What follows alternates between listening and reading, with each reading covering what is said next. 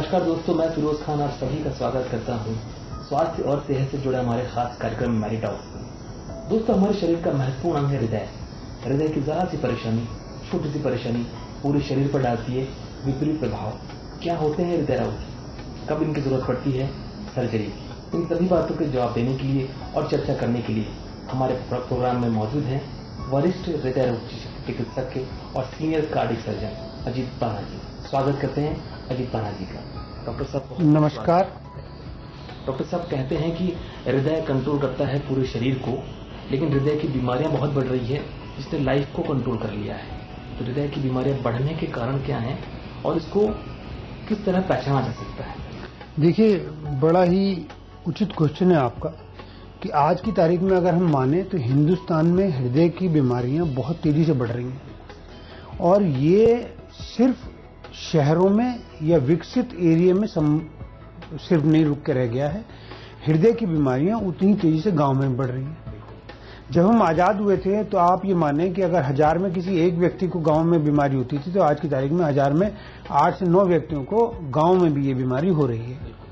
इसका मेन कारण है कि सबसे पहले जो हमारी हिंदुस्तान की अपनी संस्कृति की एक रूटीन चीज थी वो उससे हम परे चले गए। जैसे कि एक सादा सात्विक भोजन, नंबर 2 स्ट्रेस फ्री माहौल, नंबर 3 एक प्रॉपर योगा या एक्सरसाइज का कोई भी प्रावधान, इन सब चीजों से हम दूर चले गए।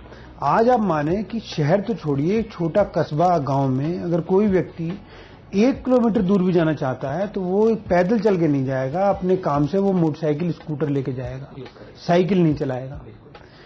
सुबह पार्कों में कोई घूमने जाता हो बहुत कम संख्या है, लगता है कि पार्कों में लोग घूम रहे हैं, लेकिन हमारी टोटल पॉपुलेशन में देखें तो लिमिटेड लोग घूम रहे हैं।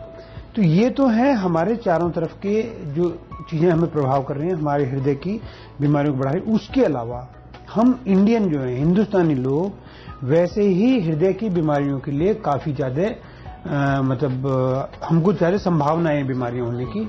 इसका कारण है हमारे जीन में खराबी।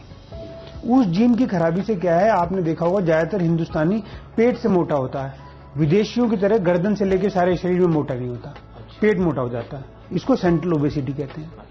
ये कारण है जो जीन से रिलेटेड होता है। दूसरा, हमारी जो डायबिटीज होती है वो ज्यादा लोगों में डायबिटीज आती जा रही है हिंदुस्तान में, इसकी वजह से हृदय की बीमारियां बढ़ रही हैं। और तीसरा होता है कि हमारा जो कोलेस्ट्रॉल है वो कोलेस्ट्रॉल हाई ना होने के बावजूद भी खराब है।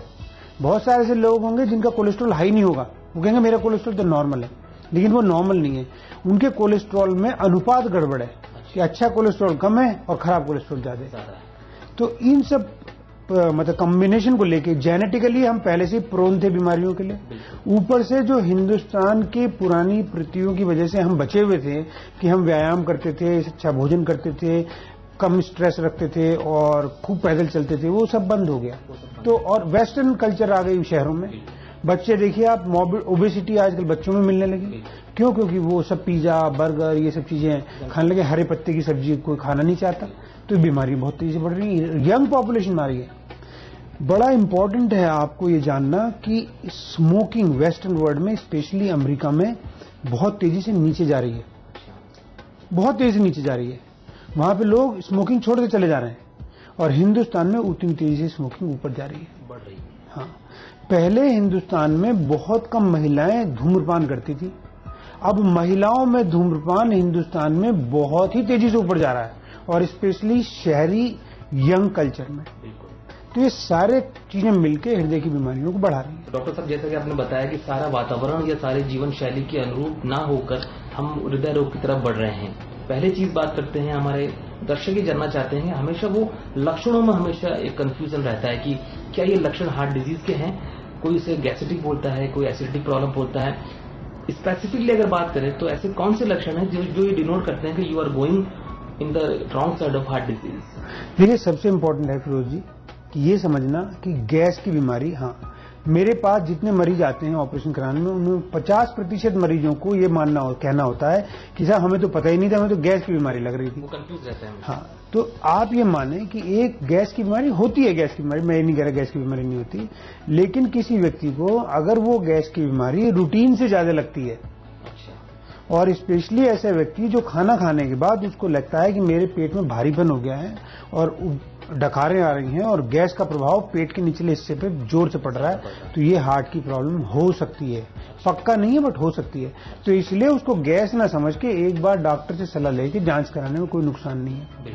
तो मेरा मानना है कि गैस की बीमारी को नहीं समझे कि हर गैस की बीमारी हार्ट की बीमारी होती है, लेकिन अगर गैस की बीमारी यूजुअल से नॉर्मल से ज्यादा हो रही है, बार बार हो रही है, खाने के बाद ज्यादा होती है, चलने फिरने में दिक्कत देती है, तो उसकी जांच कराना जरूरी है। इसके अलावा जो हृदय के मेन लक्षण होते हैं उनमें पहला लक्षण ये होता है कि अगर हम एक नॉर्मल वॉक करते हैं तो हम ठीक रहते हैं, लेकिन जैसे ही हम तेज चलने लगते हैं, सीढ़ी चढ़ने लगते हैं, तो हमें छाती में भारीपन आ जाता है और हमें रुकना पड़ता है।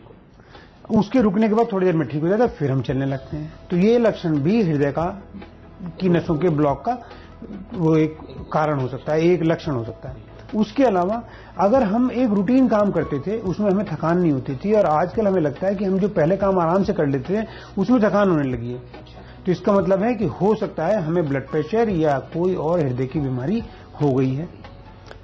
सांस का फूलना, मैं एक सीढ़ी चढ़ता था मेरे को सांस नहीं फूलती थी, लेकिन आजकल मैं 4 पैड़ी चढ़ता हूं और मेरे को सांस फूलने लगता है। तो सांस का फूलना भी हार्ट की बीमारी हो सकती है, कमजोरी होना बीमारी हो सकती है, चक्कर आना बीमारी हो सकती है। लेकिन अगर किसी व्यक्ति को बार बार छाती में दर्द होता है और वो बाएं हाथ की तरफ जाता है, गर्दन में जाता है या कई बार जबड़े तक में आ जाता है, तो ये 100% हार्ट का दर्द है। इसके लिए इमीडिएटली डॉक्टर के पास जाना चाहिए। तो इन लक्षणों के बाद अगर व्यक्ति चाहता है कि वो कुछ ऐसे टेस्ट कराए जिससे ये क्लियरिटी आ जाए कि this is a heart disease और this is a normal gastric problem, उन अगर टेस्ट की बात करें तो ऐसे कौन से टेस्ट हैं जो एक आदमी को करा लेने चाहिए वक्त रहते ताकि हार्ट डिजीज अपना बुरा रूप न धारण कर सके? देखिए, हर एक व्यक्ति को ये टेस्ट कराने की जरूरत नहीं है, लेकिन हाँ, जो आपका क्वेश्चन है उसमें बहुत ज्यादा दम इस बात में है कि हो सकता है कि किसी व्यक्ति को ये बीमारी चल रही हो अंदर और उसको पता ही नहीं लग रहा हो, पता नहीं चलता। तो हम इसका एक पैरामीटर बना लेते हैं। कोई भी व्यक्ति जो 40 साल की उम्र से ज्यादा है, हर 2 साल में अपना टेस्ट कराए, जिसमें कि उसका भागते हुए ईसीजी जिसको टीएमटी कहते हैं, इको, कोलेस्ट्रॉल की जांच, डायबिटीज की जांच, अल्ट्रासाउंड, किडनी की जांच सब हो जाती है।